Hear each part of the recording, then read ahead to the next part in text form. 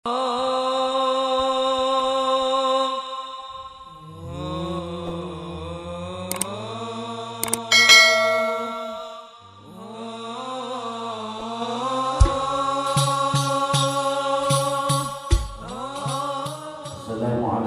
warahmatullahi wabarakatuh.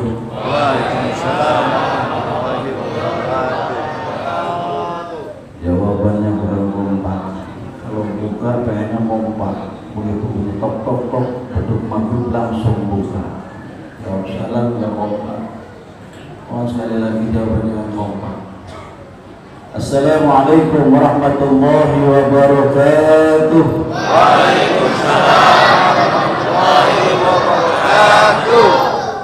Alhamdulillah walhamdulillah summa alhamdulillah. Wassalatu wassalamu ala Rasulillah Muhammad ibn Abdullah wa ala alihi wa ashabihi wa mawalah. Wala hawla wala quwwata illa billah, amma ba'du. Qalu subhanaka la ilma lana illa ma 'allamtana innaka antal alimul hakim.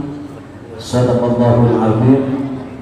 Yang sama kita hormati dan kita muliakan para ulama, para asatidz wal asatidzah, wabil khusus pengurus Dewan Kemakmuran Masjid Jami Nurul Huda serta staf dan pengurusnya yang mudah-mudahan ditambah keberkahan dan kemuliaannya oleh Allah Subhanahu wa taala.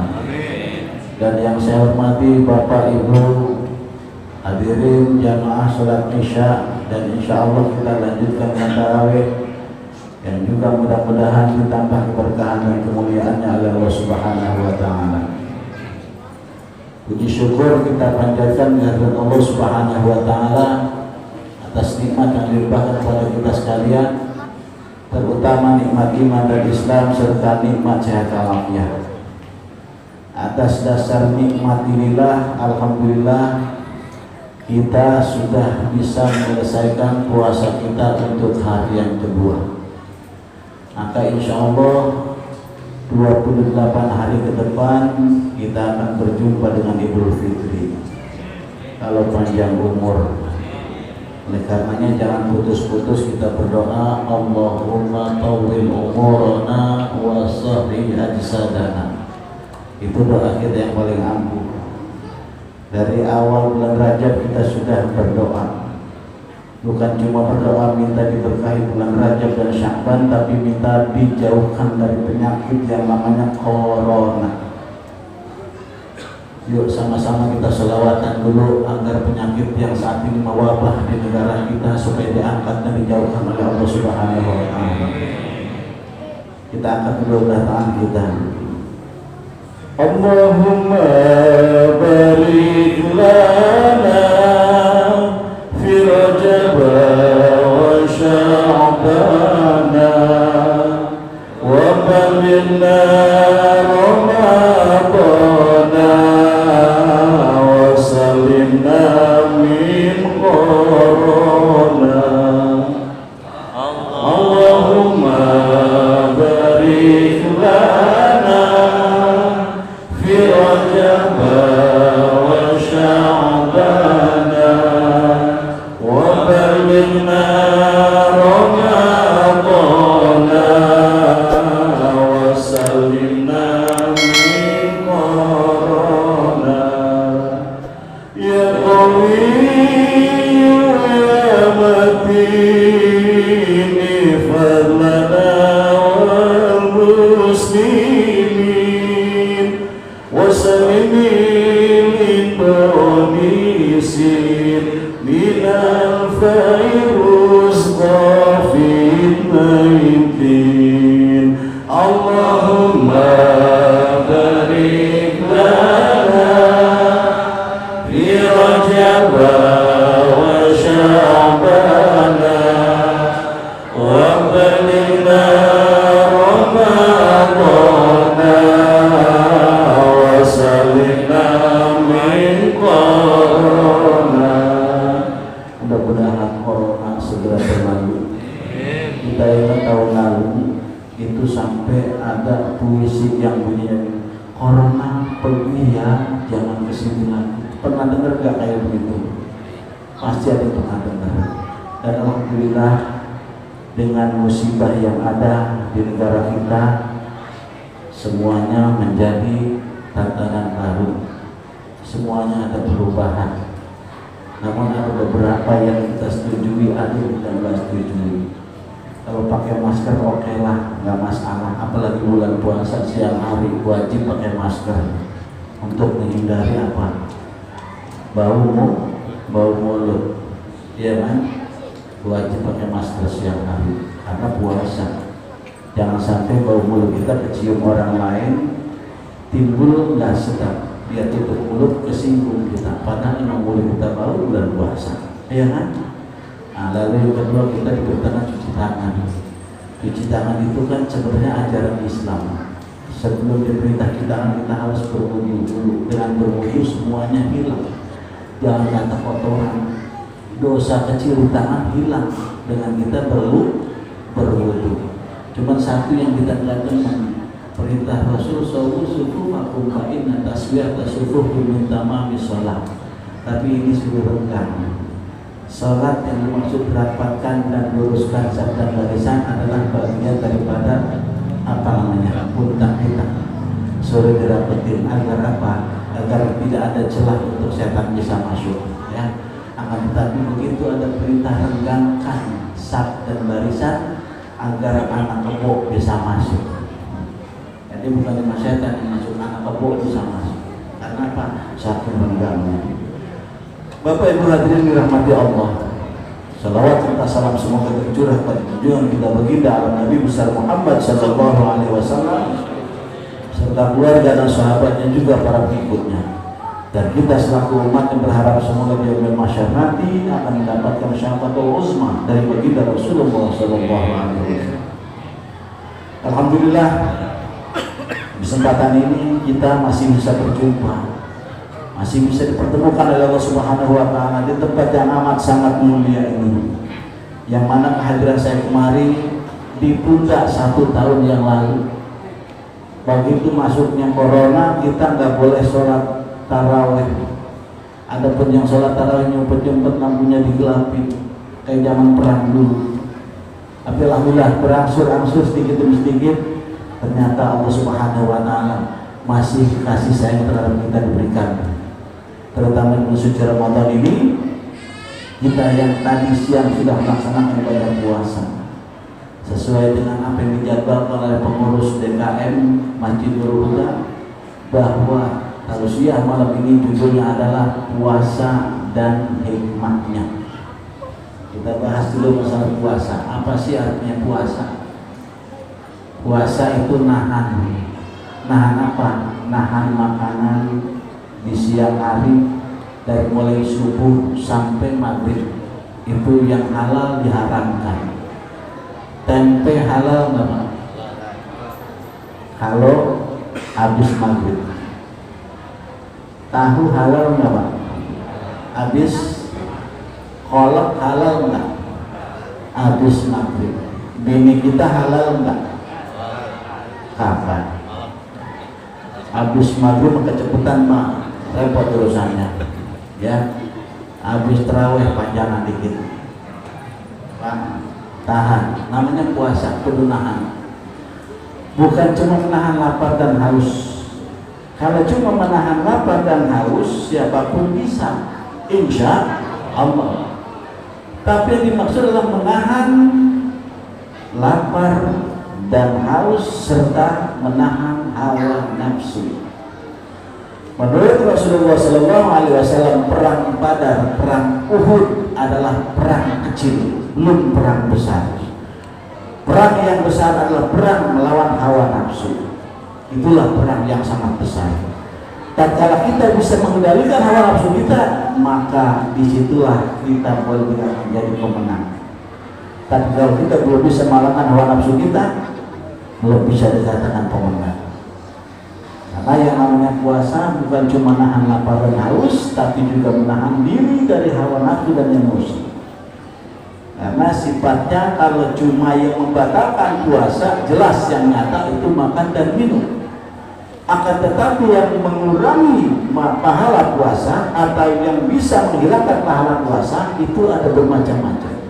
Di antaranya adalah ngomongin orang, kemudian melihat dengan diiringi birahi atau warna berbisyahwat, kemudian bersumpah palsu, kemudian bohong, kemudian apalagi sekarang banyak bisa dikembangkan, megang handphone, lihat gambar porno, gambar jorok, gambar nggak pantas dilihat, bisa mengurangi pahala puasa.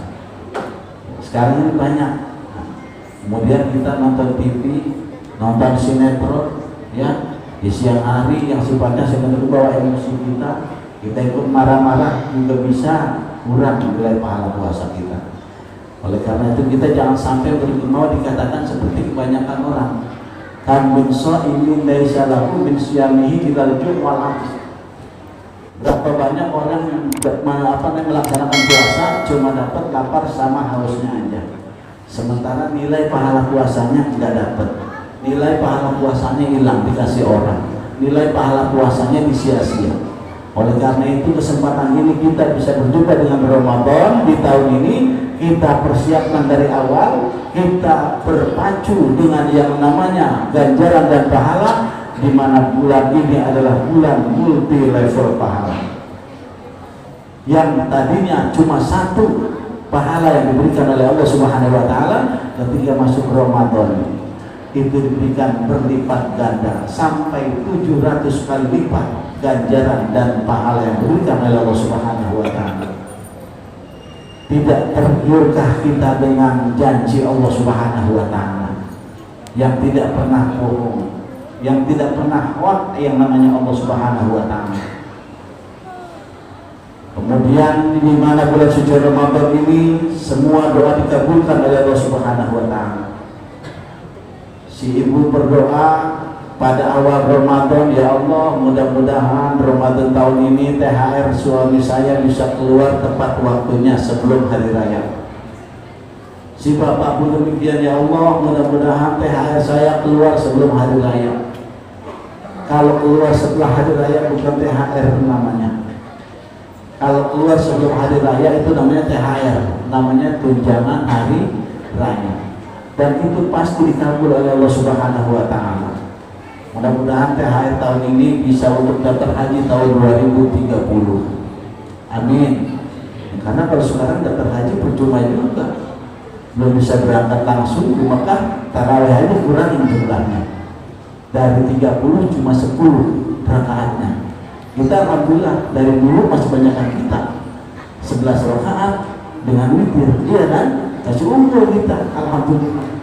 Oleh karena itu bertahanlah kita dengan apa yang ada. Jangan mengurangi daripada kebiasaan kita yang sudah turun-temurun, sudah dari tahun ke tahun seperti ini.